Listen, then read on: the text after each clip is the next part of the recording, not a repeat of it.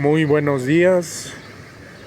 Nos encontramos aquí en Bellas Artes, en la parte de atrás,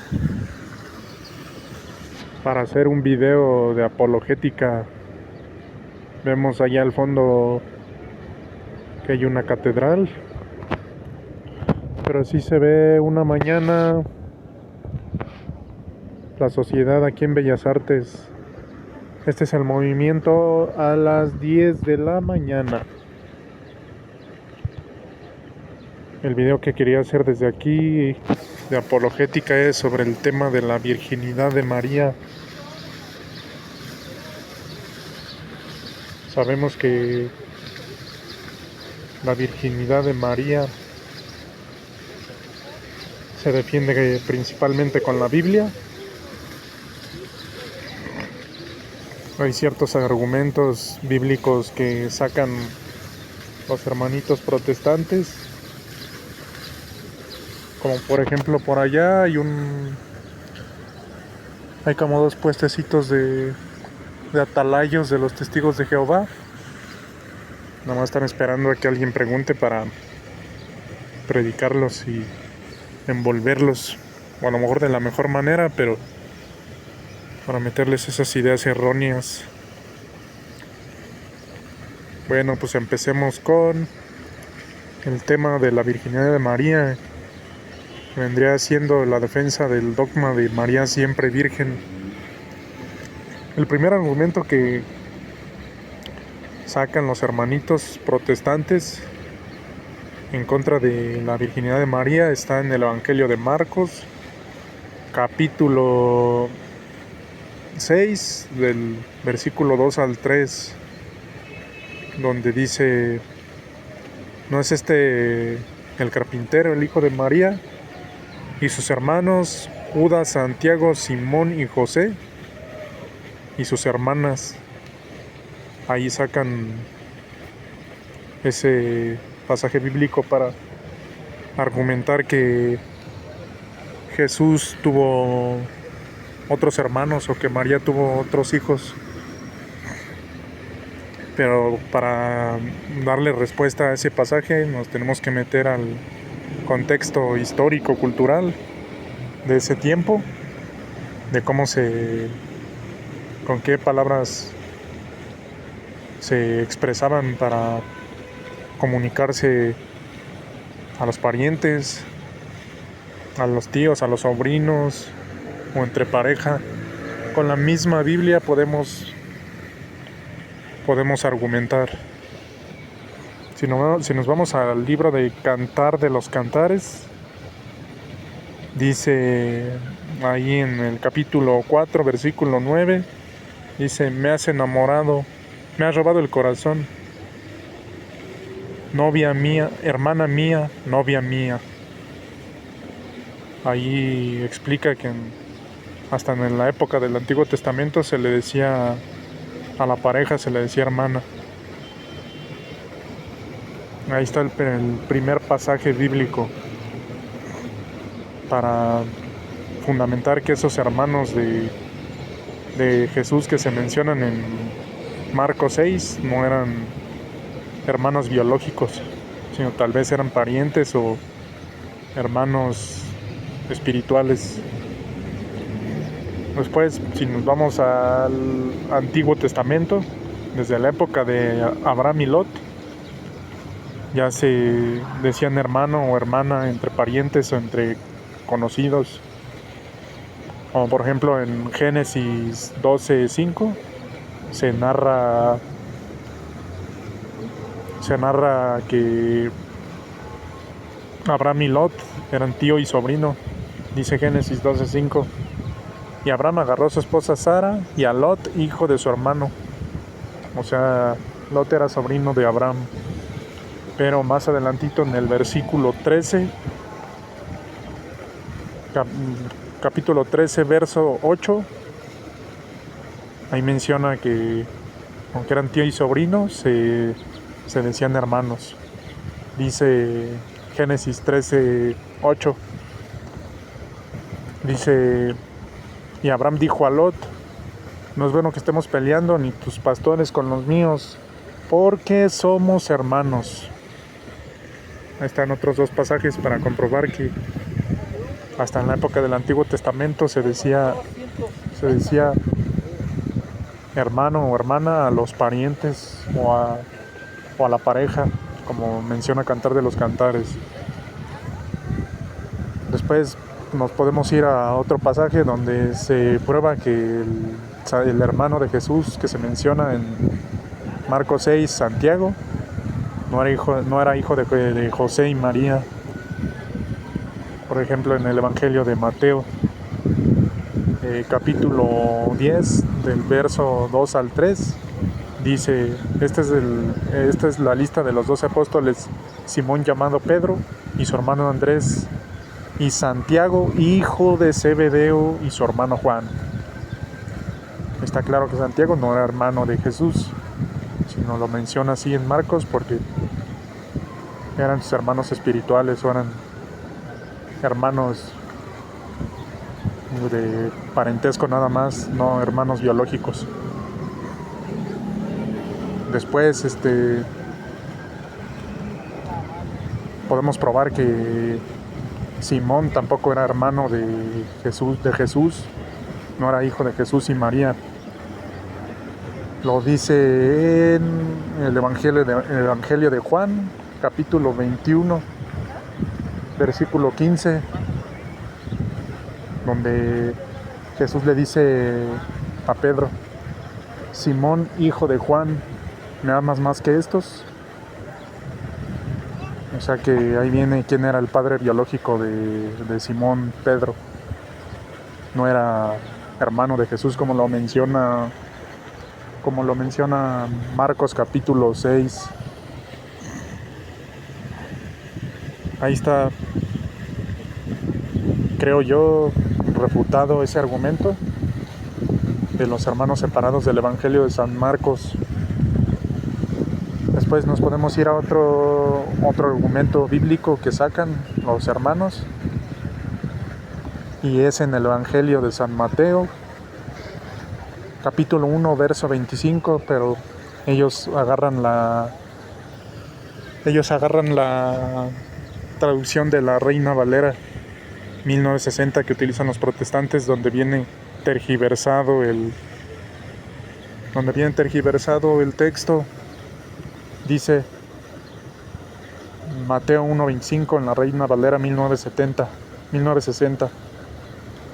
Y María no conoció a José hasta que nació Jesús, como dando a entender que hasta que nació Jesús ya después tuvieron intimidad, cuando no es así, ya que las traducciones católicas, que son más fieles al texto original, como la Biblia de Jerusalén, dice diferente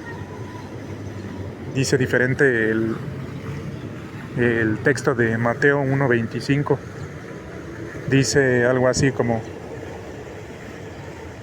y sin que tuvieran relaciones, dio a luz un hijo, al cual se le puso por nombre Jesús.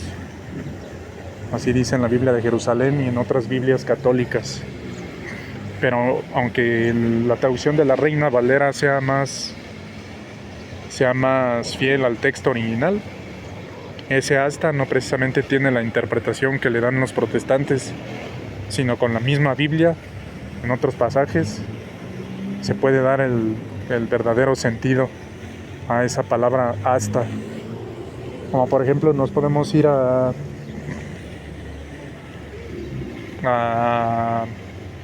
Antiguo Testamento, en 2 de Samuel 6:23, dice: y Micol, hija de Saúl, no tuvo hijos hasta el día de su muerte.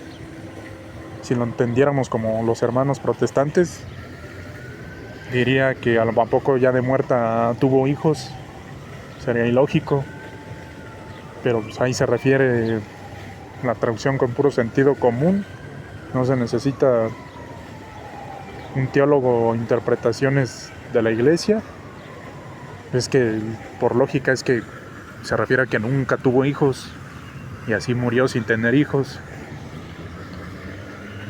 Luego nos podemos ir a otro pasaje ahora del Nuevo Testamento, en 1 Corintios 15:25, donde dice, está escrito que tenía que ejercer su poder hasta que haya puesto a sus enemigos bajo sus pies. Está hablando de cuando la resurrección de Cristo. ¿A poco si lo interpretamos otra vez como protestante, a poco se refiere que cuando Cristo resucitó, dejó de ejercer poder? Él sigue ejerciendo poder desde el momento de su pasión, muerte y resurrección y ascensión a los cielos. Ahí está otro pasaje para comprobar eso. Es de ese pasaje de Mateo 1:25 que malinterpretan los protestantes. Después nos podemos ir otra vez al Antiguo Testamento. En el Deuteronomio capítulo 34, versículo 9, se narra sobre la tumba de Moisés, que dice: y lo sepultaron en el país de Moab, en el valle, en el país de Moab, junto a Baal Peor, y nadie supo de su tumba hasta el día de hoy. O sea que nunca supieron dónde quedó exactamente la tumba de Moisés. Nomás saben más o menos en qué lugar, como dice en Deuteronomio 34, versículo 6, que lo sepultaron en el valle, en el país de Moab, junto a Baal Peor, pero nadie supo de su tumba hasta el día de hoy. O sea que a poco hasta se refiere a que en ese tiempo sí sabían de su tumba y después ya no. Y es puro sentido común, no se necesita más interpretación o como le buscan y le hurgan los hermanos separados para llevar la contraria a la doctrina católica. Yo creo que ahí con esos versículos está refutado el argumento de Mateo 1:25. Después nos vamos al último argumento que sacan los protestantes, que está en el Evangelio de San Mateo, capítulo 12, versículo del 38 al 39, me parece que es. No, del 47 al 49. Del 40 y... La verdad no recuerdo y no tengo la Biblia aquí a la mano, pero lo pongo el versículo exacto, el verso exacto, porque sí es Mateo capítulo 12, pero el verso exacto lo pongo aquí en los comentarios, pero es en el Evangelio de San Mateo, creo que en el versículo 47 al 49 me parece, si no lo rectifico, donde dice que Jesús estaba hablando con la muchedumbre y en eso se acercó una persona y le dijeron: afuera están tus hermanos y tus hermanas y tu madre y quieren hablar contigo. Y Jesús le responde. Hasta ahí ese versículo lo agarran también como para fundamentar que Cristo tenía otros hermanos o hijos, o María tuvo otros hijos. Pero la respuesta está en el versículo siguiente, en el 48 o 49, donde Jesús responde y señala a sus discípulos y les dice a la persona: ellos son mis hermanos y mis hermanas. Todo el que hace la voluntad de mi Padre, a ese puedo llamarle hermano, hermana o madre. Ahí está más que explicado, no hace falta más que leer el versículo siguiente para darse cuenta y refutar esos mismos argumentos de los protestantes. Y ya para rematar con el último, Si nos vamos al Evangelio de San Juan, donde Cristo ya está crucificado y está con él ahí María y José, María y Juan están con Cristo en Mateo 19:26, y Cristo le dice a Juan: hijo, ahí tienes a tu madre. Y a María le dice: María, ahí tienes a tu hijo. Ahí también nos tenemos que ir al contexto histórico-cultural, porque ahí en la tradición judía, la tradición judía dice que cuando una mujer se quedaba sola, cuando se moría el marido o se morían los hijos, se tenía que alguien de la familia, de los que vivían en la casa, la tenían que cuidar, se tenían que quedar encargada con alguien de la familia que viviera en la casa. Pero como José ya se había muerto, ahora Jesús ya se iba a morir, no había con quién dejarla, según la tradición judía, y como no había con quién dejarla, por eso Cristo la deja encargada con Juan, con el discípulo amado, porque obviamente no había otros hijos. Si hubiera tenido otros hijos, se hubiera quedado con otros de sus hijos que todavía vivieran, no con Juan, que ni siquiera era nada de él, solo era un discípulo de Cristo. Pero según las interpretaciones no era seguro si era de su familia, como su sobrino o algo, pero de todos modos no vivía en su casa. Entonces ahí está el último argumento para fundamentar que María siempre fue virgen, y ahí está probado el dogma mariano de la Iglesia Católica: María siempre virgen, o la impecabilidad de María, algo así se llama el dogma. Esto fue todo. Saludos, bendiciones, gracias.